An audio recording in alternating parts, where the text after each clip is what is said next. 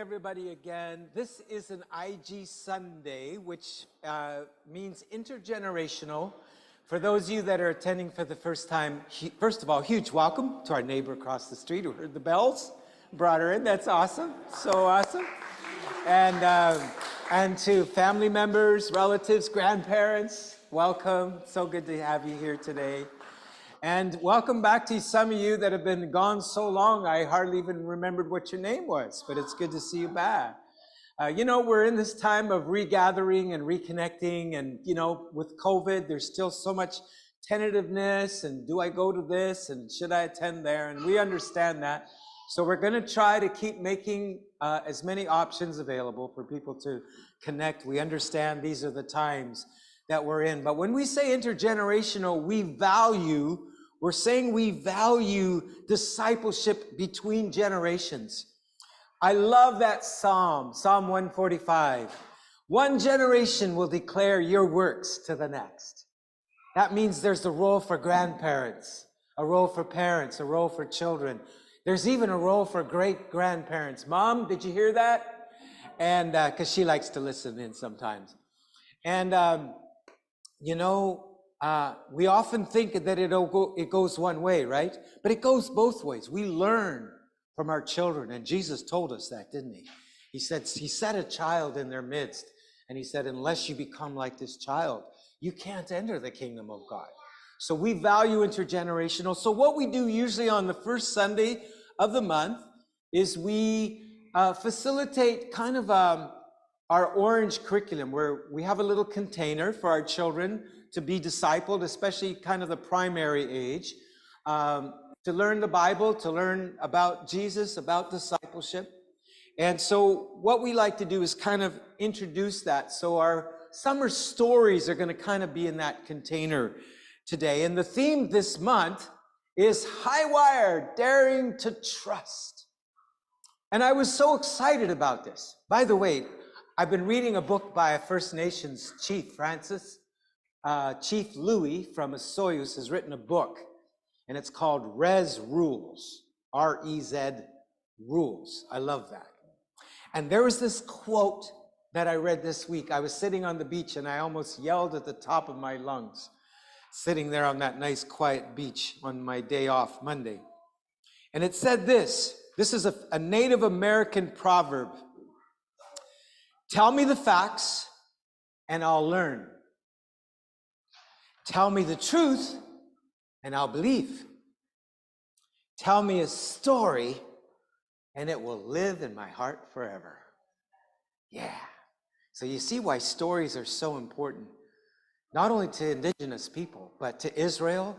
We see that stories were so important, being passed between generations, and they're important for us. And we're in this story that we just read about from our text in Genesis.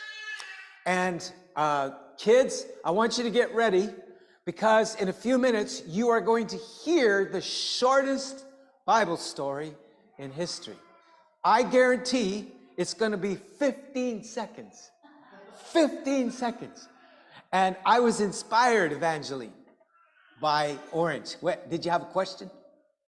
Or you're just excited? Or did you want to say something? Who? Berries?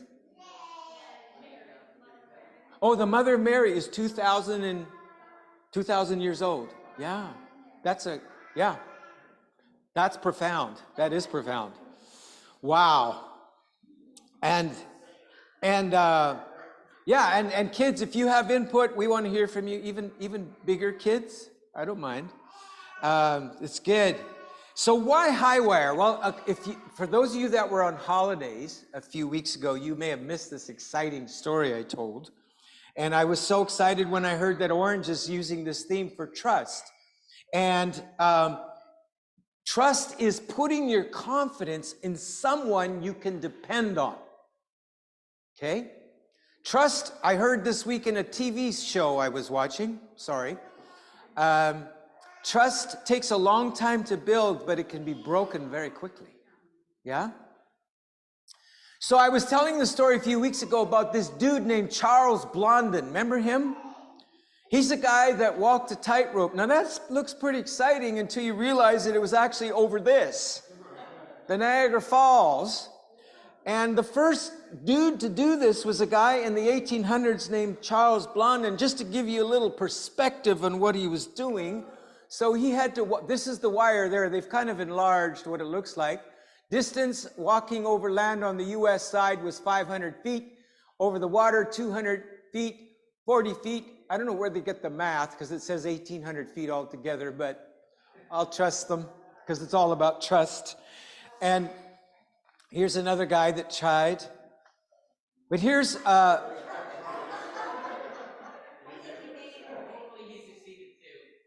yeah. And then this is, Charles was quite a crazy person, and he was not happy to just make it over.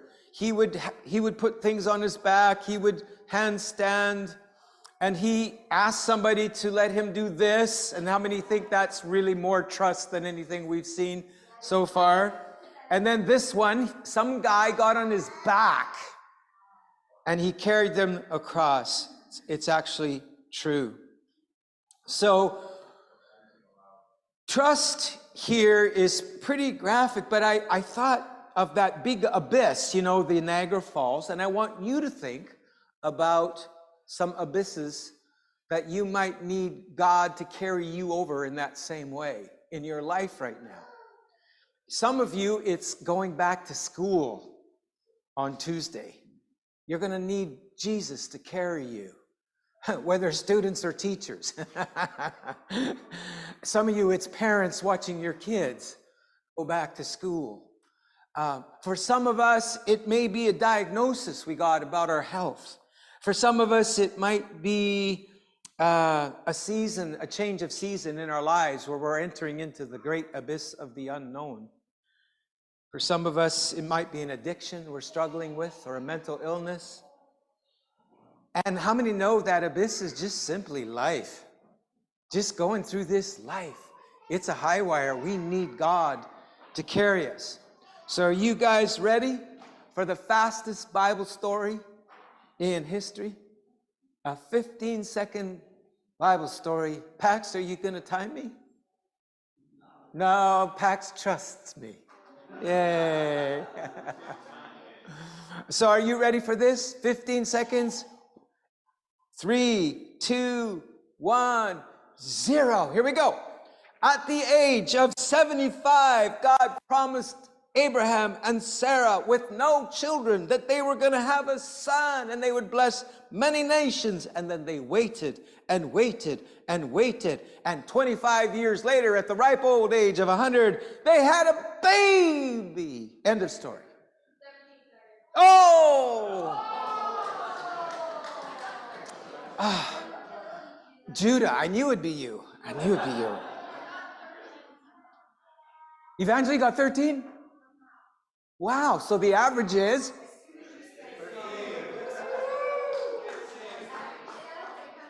Okay. So they had a son. So the other day, at confession, I saw a cute little baby. There's so many cute babies in our neighborhood. Oh my gosh, we're having a boom. There's another one right over here. And where's Sam? Sam's amazing. A little more than a baby, but so cute. Kathleen, and I said to Kathleen, do you want to have another baby? And how many want to know how she responded? That would be worth it, wouldn't it?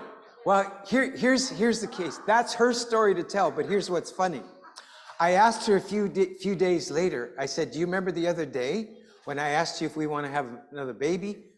And she said, no. It had so traumatized her, she had completely forgotten it. Anyway, what do you guys think? Anyway, it's just, can you imagine being 100 years old, having a baby? Sarah was 90, but they had to wait. So the question I have for you is, why the waiting? I mean, they could have had a baby, naturally speaking, within a year, but they were 75 and I guess 65 at the time, and they waited 25 years. And there was a lot of stuff that happened, wasn't there, between the promise and the fulfillment? So why do you think we have to wait? Why do we often have to wait? Evangeline. We get a good message. Yeah. Yeah, so for those of you on Zoom, Evangeline said, because then we get a good message. There's things we learn in the waiting, isn't there, that we wouldn't learn. Actually, we sing this song. I was thinking of singing it today, but then the worship set would have been too long. But it's called He's in the Waiting. God's actually in the waiting. So, you know, there are things that happen in the waiting. Any other feedback before we move on? Why the wait? Not the right time. Not so. There's a time. Kim just said not the right time, and there's timing issues, isn't there? Like a pregnancy, like seasons of life, like fall, winter. There's timing, isn't there? Yeah. Thank you, Kim. Anyone else? Matt said the desire can build. Like, do you really want this? Is this? Yeah. So it taps us into our desires, Matt said. Evangeline, did you have another one? Mom made you forget. Okay. Oh, sorry. Paul transcends all understanding, and he knows way more than we do. So he may see something that we aren't aware of, or that waiting just in every time. Right. So Kim was just saying that God's knowledge transcends our understanding. God's ways bigger than ours. So God sees things that we don't see. Did you remember now? God likes to see us bored. Interesting. So what does that say about church? Okay, let's just move on. What about this? What about when some of you give somebody a gift and they get so excited about that gift and they go, yeah, and they take off with that gift and they forget all about you, right? So I think there's something about this that God says, can I be part of this? Can I be part of this? Can we have a friendship? Can we have a joy? So I think there's something about that too. But keep thinking about that, because I think that waiting is a real part of trust, isn't it? And that's our lesson this week. So for you, if you can just, I'm not sure why I'm not forwarding there, but are we going now? There we go. So the scripture verse that we're all going to memorize this month is, let's all say it together, trust in the Lord with all your heart. Do not depend on your own understanding. So, remember in the so-and-so show, Reveal the Question, when have you had to wait for something big? When has that been? And particularly think of summer stories. Think about maybe in the last couple of months. I know sometimes in the car, it's tough, isn't it? And the most frequently asked question is, are we there yet, right? So what have you had to wait for? And Kathleen's going to come and facilitate. This is my wife, Kathleen. We have 2 beautiful adult children and 4 amazing grandchildren. We're totally obsessed. So feel free to ask us about that, and we'll be happy to show you pictures.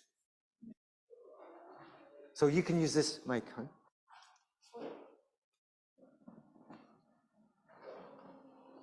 So we're going to move into small groups. Kathleen's going to facilitate that.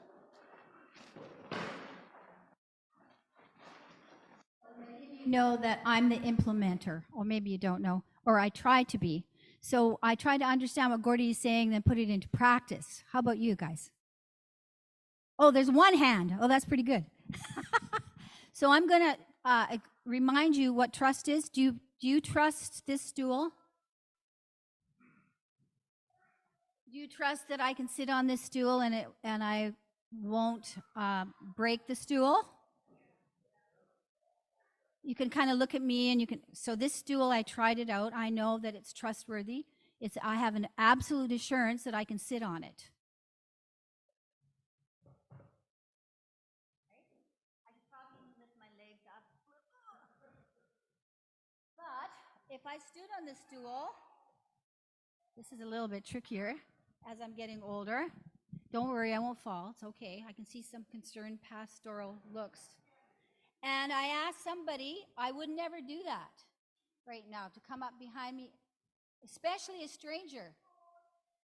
Or I would even ask Kirsten. I've known her for years, but I would never ask her to catch me. I wouldn't even ask my husband because he's got a bad back. And I don't want to have an accident. So I've done this before with people, but you have to teach people little steps. So the first thing is you don't come off a stool, you just stand there, and then you tell people, okay, I'm going to put my hands underneath your arms, hold your arms out. Okay, on the count of 3, you're just going to fall back. Has anybody ever done a trust fall? Well, when I did my boot camp in New York, when I was trying to learn how to work with inner city kids, and we did the trust falls, and then we fell off tree stumps, and then I think I was one of the oldest people there, and then we were supposed to climb this huge tree and put a harness on, and then we're supposed to jump off a platform with somebody holding the rope. And I was so freaked out. Do you think I did it? Only because there was about 50 kids that were, come on, you can do it. Come on, you can do it. And I am nervous about heights. I'm from the prairies. Anyway, I have learned how to go up a high mountain in the Alps. Now, I've got some towels. So we're going to ask for volunteers. And it's not normal. You're not going to put a towel on your head, or you're not going to try to dry yourself off. I've learned from working with preschoolers the last 5 years that they like certain things, and I would never ask them to fall off a stool. But they do like the towel pull. So what happens is we have volunteers that come. The smallest guy gets inside the towel, and there's 2 other guys, and they pull the kid all the way across from one side of the room to the other. Of trust we could probably execute today. Now, it doesn't have to be just kids. It could be 2 adults with 1 kid in there. Okay, I have Evangeline coming up. So what you do is you just put the towel down. Come on, Evangeline, you have to recruit 2 more people. Okay, if we really want to make it exciting, we might have a race, but I don't know how competitive these kids are. They have to start inside. Oh.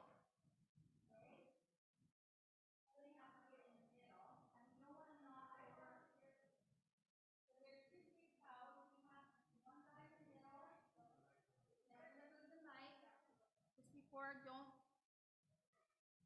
have absolute assurance that we're going to do this safely. Have absolute trust that we can do this. Okay, you don't have to stand, you just sit. Okay, well, let's just do a demonstration first. Okay, who do we got in the middle there? So basically, to build trust, Evangeline, Sonny, you don't want to swing them really high. To build trust, it's not kind of like one of these swings, okay? You don't want to throw the kid across the room. You want to just make sure that his bum is on the floor, okay? Okay, and who's in the middle? Luke, you are demonstrating trust, right? So do you trust these 2 guys to carry you and pull you all the way across to the other side? Do you trust them? Do you think they can do it? You have confidence that they'll be able to do it? So that's why the scripture says, trust the Lord with all your heart. When you start, you don't trust with all your heart. You trust with part of your heart. So he's willing to try. If he was not trusting a little bit, he wouldn't even be in the middle of the towel. Okay, I'm going to time you guys. His butt has to stay on the floor. Okay, ready, set, go. All the way to the wall. 1001, 1002, 1003, 1004, 1005. Okay, that's pretty slow. Okay, we have Pax. Did you have any other recruit? Okay, who wants to try to beat that time? All right, we have another volunteer. You got to go in the towel, buddy. Over there. You got to go in the towel. You can do it.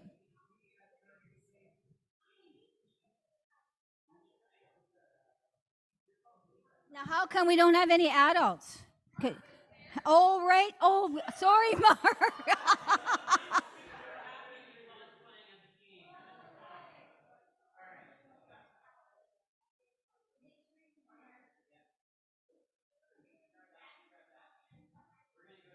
Okay. Okay. Do you think it would be better? I think Faith is giving some advice about technique. Instead of having long legs, maybe have the knees. Okay, we'll let Mark see if he can actually bend over that long. Okay, I'm just kidding, just kidding. Okay, ready, set, go. Go! 1001, 1002, 1003, 4. Yay, we have a winner. Okay, so that was fun. Do you guys feel left out? Do you want to try one? You want to try? Does anybody want to try a trust fall with me? Faith, do you want to? You trust me, right?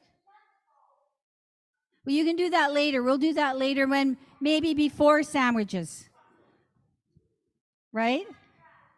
Oh, who wants to try? Okay, we need 2 more volunteers to get with Elijah, right? Okay, we can go again. Okay, we have 4 seconds. I don't know. Gordie's starting to cut me off my time limit here. Oh, we have Matt. To do me? No, I don't trust you.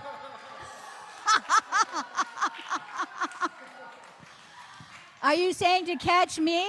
No, oh.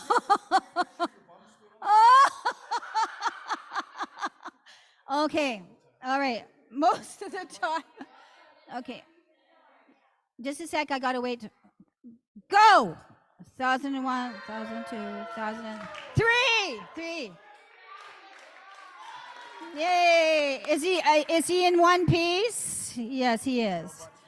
Okay, so I think we're getting carried away now. Okay, so I found this cup in this church. What is trust? Chocolate is always the answer. If you guys really don't believe that trust is worth building and learning step by step, I'll give you the cup. You can have the cup. It's free. Yeah. If chocolate is always the answer, you don't need to learn about trust. But if it isn't always the answer, we need to learn about trust. So I learned about trust because I lost my doctor because she was older than me and she had to retire. Seems to be this issue about retirement. Elaine and I are talking about that a little bit. And I said, oh my goodness, I have to find a doctor. I went around, I couldn't, like so many other people, I couldn't find a doctor. But I did go to a clinic that was within walking distance. I'm thinking, as I get older, I need to be able to walk to my doctors, just in case. So I found this clinic that said, we don't have any doctors, but we have a nurse practitioner. I said, oh my goodness, I don't know if I want a nurse practitioner instead of a doctor, but that's all I can get right now, so I better go in there. And so anyway, I found out that this nurse practitioner is more thorough than my previous doctor. I won't tell you who my previous doctor was. She's retired anyway. She was great. She helped me out quite a bit. But I went in there and she found out that I had high blood pressure. I never knew that because I'm a swimmer and I'm a walker and I don't dump salt. I hardly ever eat potato chips, just once in a while when I go on a picnic and Kim has a bag of Vickies. She brought 2 bags downstairs. Be careful. And anyway, she tried, and we found out through testing and her doing a family history that, of course, my mom had a stroke, my dad had a stroke. So as I'm getting older, I don't want to have a stroke. That would really ruin Gordie's career. Anyway, yeah, and he cares about me.